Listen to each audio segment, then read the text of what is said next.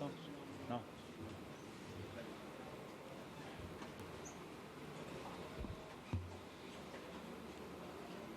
Bom dia a todos. Deputado Hugo Leal, a quem gostaria de agradecer pelo gentil convite para aqui comparecer a essa importante audiência pública.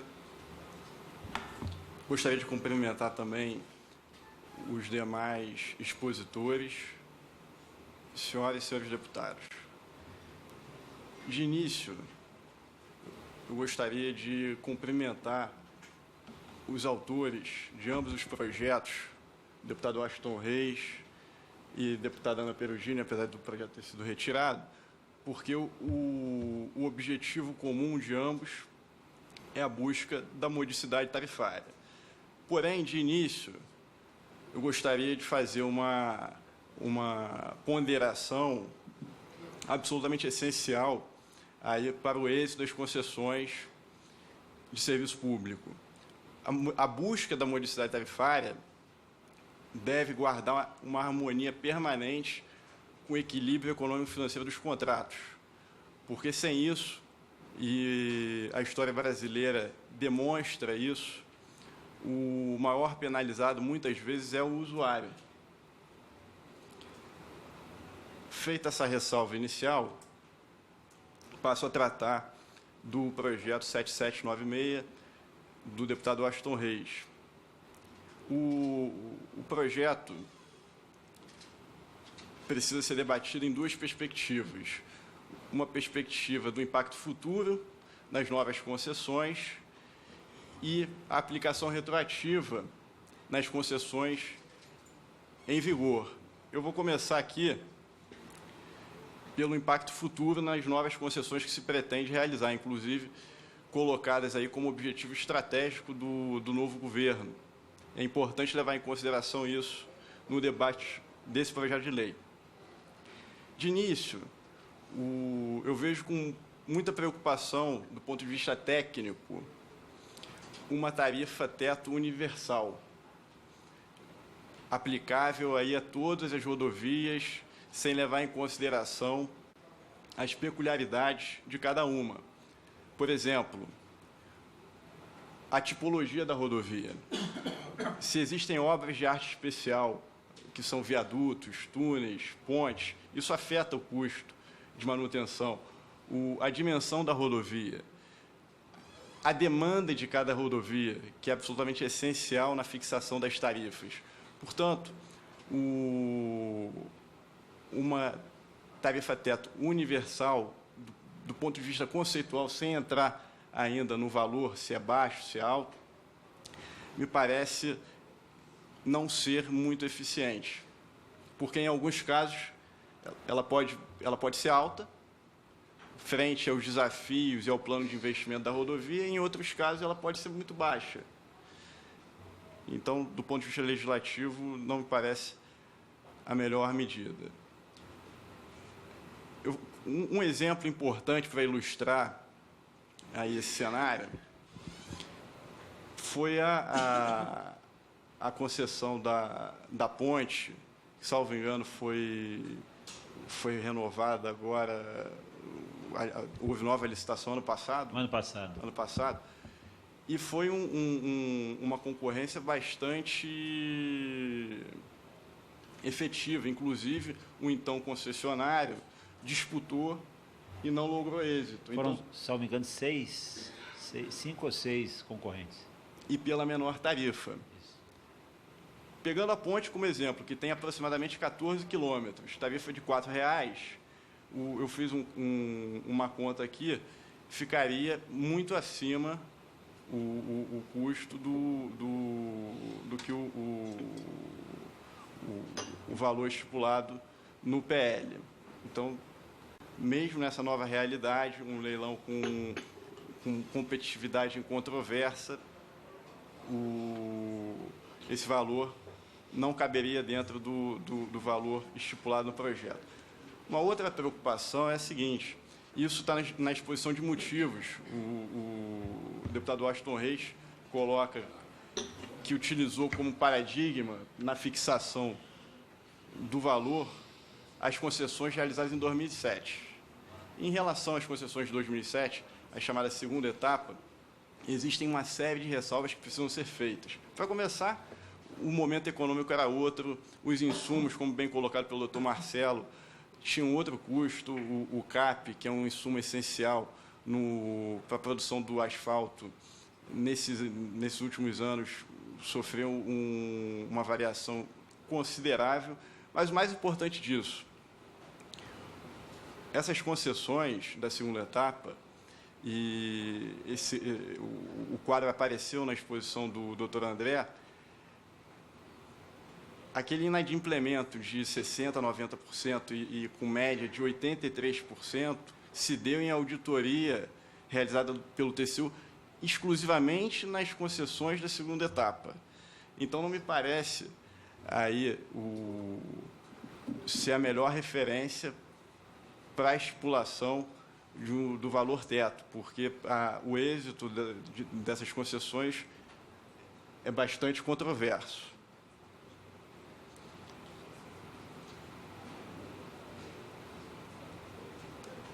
Por via de consequência, também em levantamento da Confederação Nacional de Transporte, nenhuma dessas rodovias da segunda etapa aparece como as melhores avaliadas no Brasil, muito pelo contrário.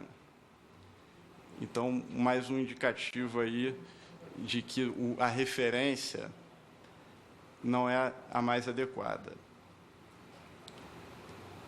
Por fim, nessa visão do impacto futuro às novas concessões, concordo com o alerta do Dr. Marcelo em relação à possível inviabilização de uma série de novas concessões. Por exemplo, existem projetos em que a taxa interna de retorno para o investidor ser positiva precisaria estar acima desses 5 centavos. Isso, a princípio, já inviabilizaria a utilização do mecanismo de concessão para essas rodovias.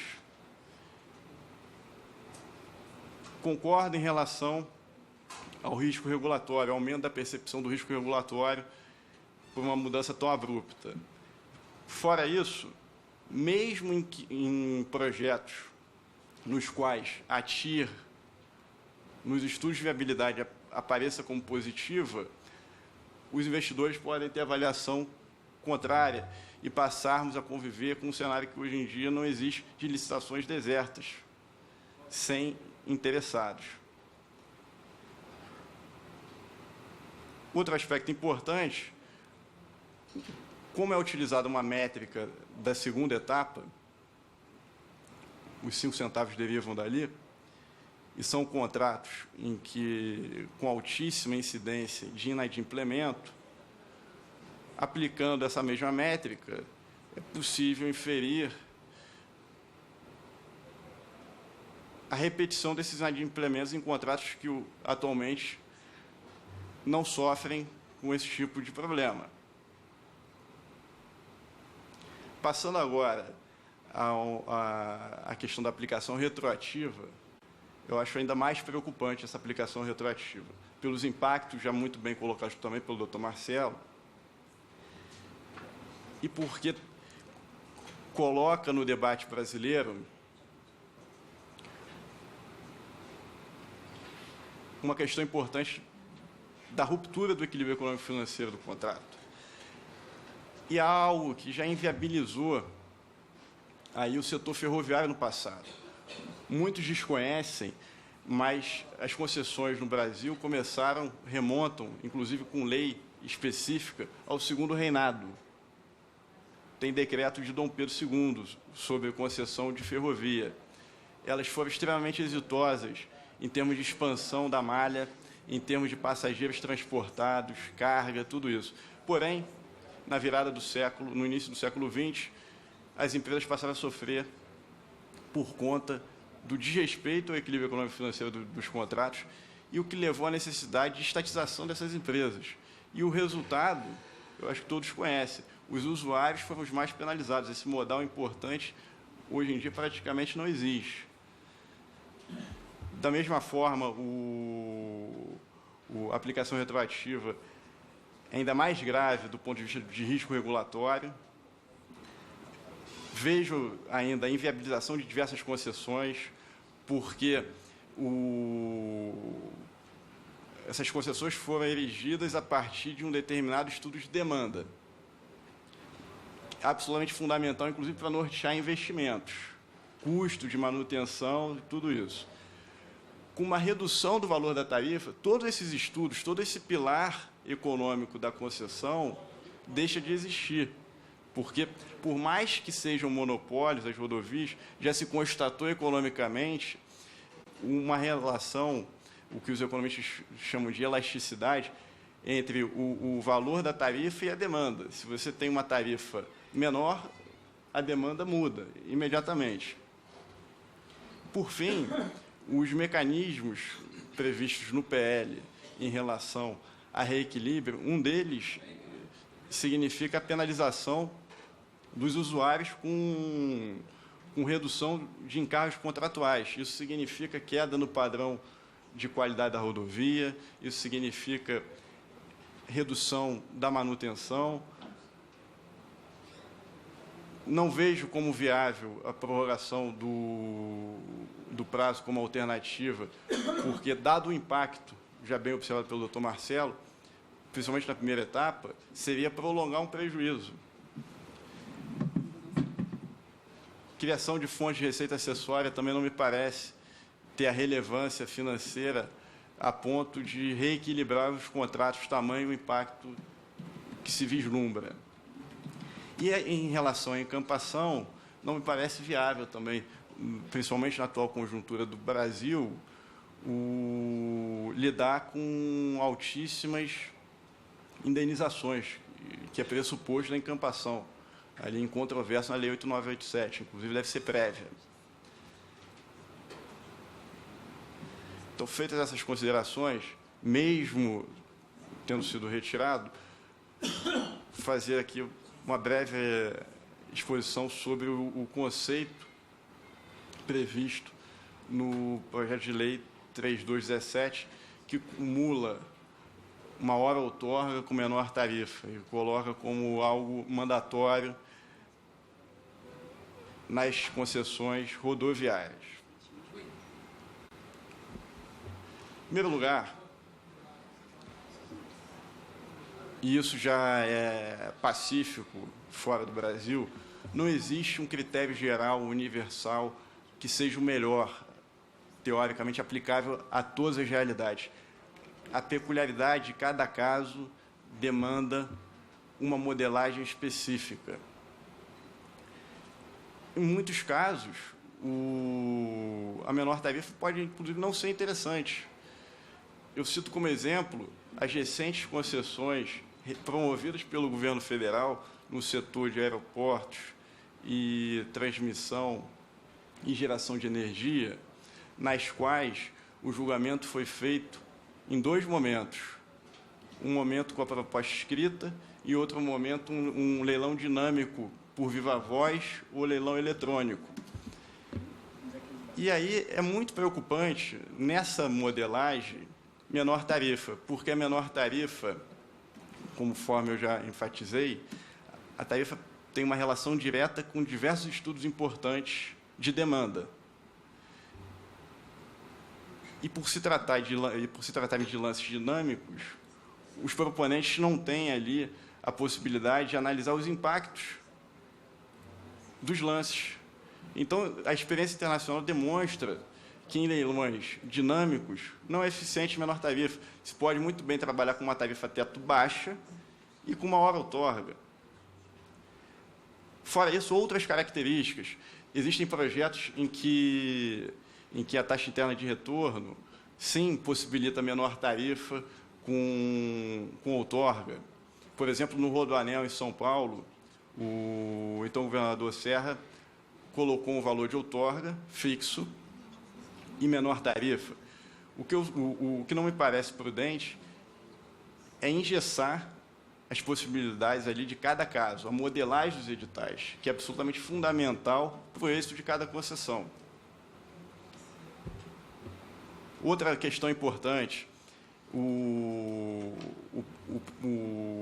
não há distinção entre os chamados projetos Brownfield e projetos Greenfield, ou seja, infraestrutura existente, que são os projetos Brownfield, já existe rodovia, e os projetos Greenfield em que não existe rodovia. Vai ser concedido ali o projeto. Então, essas distinções todas são absolutamente essenciais e precisam ser feitas na modelagem. O projeto engessa demais ali o poder concedente no momento de